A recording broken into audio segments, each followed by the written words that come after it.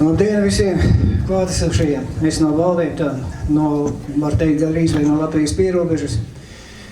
Bet, laikam, es jau partijā šeit jau tagad arī pārstāvēšu tieši tās intereses, kas vairāk ir saistītas tieši ar valsts ugunsdzēsības glābšanas dienesta pārstāvjiem.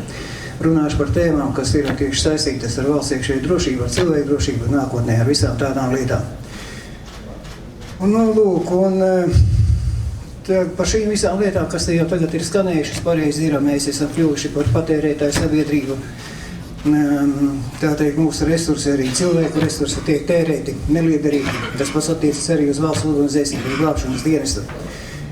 Uz vispār, uz šīm struktūrām, kurās strādā daudz cilvēku ar specifiskām, var teikt, unikālām zināšanām, kuras valstī ir vajadzīgas. Un daudzas lietas valstī varētu arī sakārtot, ja ļautu runāt šiem cilvēkiem. Es runāju tieši ne jau par tiem, kas tagad jau būvē jaunās tās mājas, kurās viņi tagad vadīs tos krīzes centrus, un tikai nodarbosies ar vadīšanu. Es tieši runāju par tiem, kuriem tas ir jāīsteno dzīvē, kurus viņi grib vadīt tur, kuru nav Latvijā jau. Viņi paliek arvien mazāk. Tie, kas tagad ir, tie jau tagad pierādās, ka viņu trūkst visos dienestos. Tieši strādājot, darbojoties partijā, mēs kā partijas suverēnā vara varam kļūt tieši viņam par tiem, viņu balss, viņi var vērsties pie mums un tieši runāt par tām problēmām. Mēs viņus varam atbalstīt nākotnē tieši, lai viņi paliek vairāk. Vai tas ir vajadzīgs? Piemēram, Artūra Kleibaha publicētais video šodien par to pašu, kur trūkst ūdens dzēšanai, tieši notikuma vietā. Tam ir spilgts piemērs. Nav tā, ka ugunsdzēsēji to neredz, ugunsdzēsēji par to nezina. Daudzi, piemēram, varbūt tur ir garām gājuši un to ir piefiksējuši, piemēram, tur trūkstās ūdens ņemšanas vietas, bet tieši viņi baidās par to runāt. Viņi negrib par to runāt. Tāpēc, ka, dienestā tā ir. Tāda mums ir tā vārda brīvība, un tas ir visos dienestos.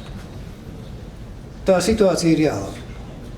Jo tieši no turienes tad arī nākotnē nāks mums tie speciālisti, kas arī tas strādās valstī.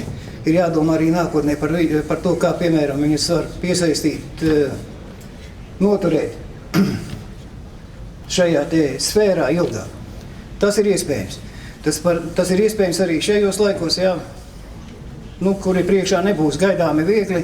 Kaut arī es vēl paskatījos Wikipēdijā, vēl ar vienu mūs uzskata par populistu partiju, bet mēs paši saprotam, ka mēs tagad ejam iekšā, var teikt, vētrā. Priekšā ir gaidām grūti laiki. Un arī pat šajos laikos, mēs varam dienestus uzlabot, cilvēkus noturēt. Bet tikai tas būs tad, ja mūs atbalstīs. Šajā ziņā tad es arī tieši vēršos pie valsts ugunsdzēsības glābšanas dienesta pārstāvjiem. Pie policijas pārstāvjiem, pie iekšlietu ministrijas struktūra pārstāvjiem. Jums ir iespēja mūs atbalstīt un nākotnē mainīt to situāciju, kāda ir arī valsts ugunsdzēsības glābšanas dienestā, policijā un citās struktūrās. Bet mums tālāk jācīnās uz priekšu. Mums ceļu atpakaļ nav. Tā iznāk. Es jau to iepriekš esmu arī teicis. Ja tā turpināsies, mēs zaudēsim savu valsti. Paldies par uzmanību!